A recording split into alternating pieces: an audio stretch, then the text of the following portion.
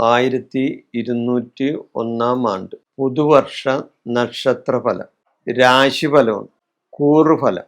കർക്കിടക കൂറിന്റെ രാശിഫലമാണ് ഞാൻ പറയുന്നത്. കർക്കിടക കൂറ്. അപ്പൊ കർക്കിടക കൂറിൽ വരുന്ന നക്ഷത്രങ്ങൾ ഏതൊക്കെയാണ്? പുണർദം, കാലി, പൂയം, ആയില്യം. ഈ നക്ഷത്രങ്ങളാണ് കർക്കിടക കൂറിൽ വരുന്ന നക്ഷത്രങ്ങൾ. ഈ നക്ഷത്രങ്ങളിൽ ജനിച്ചവർക്ക് 2025 ഒക്ടോബർ 18 വരെ വേഴം 12-ലും അതിനുശേഷം ജന്മത്തിലും 2025 ഡിസംബർ 5-ന് ശേഷം വേഴം വീണ്ടും 12-ലും 2026 ജൂൺ 1-ന് ശേഷം ജന്മത്തിലും ശനി 9-ലും രാഹു 8-ലും കേതു 2-ലും വരുന്നതിനാൽ, ഗോചരപരമായി ഇങ്ങനെ വരുന്നതിനാൽ ഈ വർഷം ഗുണദോഷ ഫലങ്ങളാണ് ഇവർക്ക് ഉണ്ടാകാൻ പോകുന്നത്.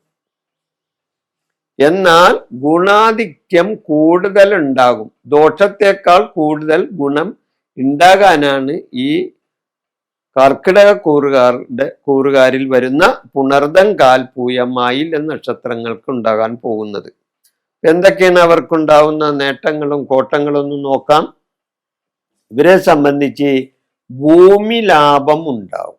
അപ്പൊ ഭൂമി വാങ്ങാൻ ഉദ്ദേശിക്കുന്നവർക്ക് ഭൂമി മേടിക്കാൻ സാധിക്കും. ഭൂമിയിൽ നിന്നും വരുമാനം ഉണ്ടാകും. അതാണ് ഭൂമി ലാഭം എന്ന് പറഞ്ഞത്. പുതുതായി ഗ്രഹനിർമ്മാണം തുടങ്ങാൻ ഇവർക്ക് സാധിക്കും. പുതിയതായിട്ട് ഗ്രഹനിർമ്മാണം, അത് പുതിയ വീട് വെക്കാൻ ഉദ്ദേശിക്കുന്നവർക്ക് ആഗ്രഹ സാഫല്യം ഉണ്ടാകാനുള്ള സാധ്യതയുണ്ട്. ഉദ്യോഗലബ്ധി ലഭിക്കും. ഉദ്യോഗത്തിൽ പ്രമോഷനോ അല്ലെങ്കിൽ ഉദ്യോഗം കാത്തിരിക്കുന്നവർക്ക് ഉദ്യോഗം കിട്ടാനോ ഒക്കെ സാധ്യതയുണ്ട്. വിവാഹം, മംഗളകർമ്മങ്ങൾ എന്നിവ ഇവർക്കുണ്ടാകും. വിവാഹ സംബന്ധമായ കാര്യങ്ങളിൽ തടസ്സങ്ങളുണ്ടെങ്കിൽ അത് മാറുന്ന സമയമായിരിക്കും. വിവാഹ സംബന്ധമായ കാര്യങ്ങളിൽ നല്ല വാർത്ത കേൾക്കാനായിട്ട് ഇടവരും. വ്യവസായ പുരോഗതി ഇവർക്കുണ്ടാകും.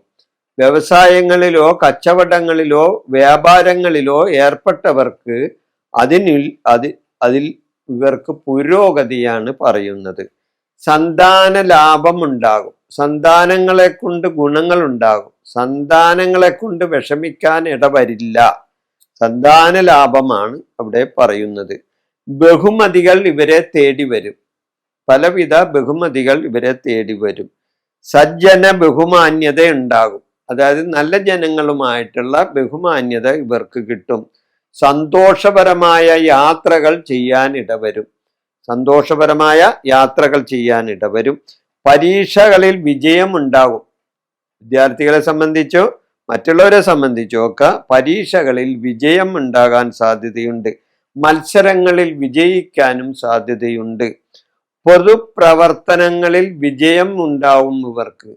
പൊതുപ്രവർത്തന രംഗത്ത്, അതായത് രാഷ്ട്രീയത്തിലോ പൊതുപ്രവർത്തനത്തിലോ ഒക്കെ ഏർപ്പെട്ടിരിക്കുന്നവർക്കൊക്കെ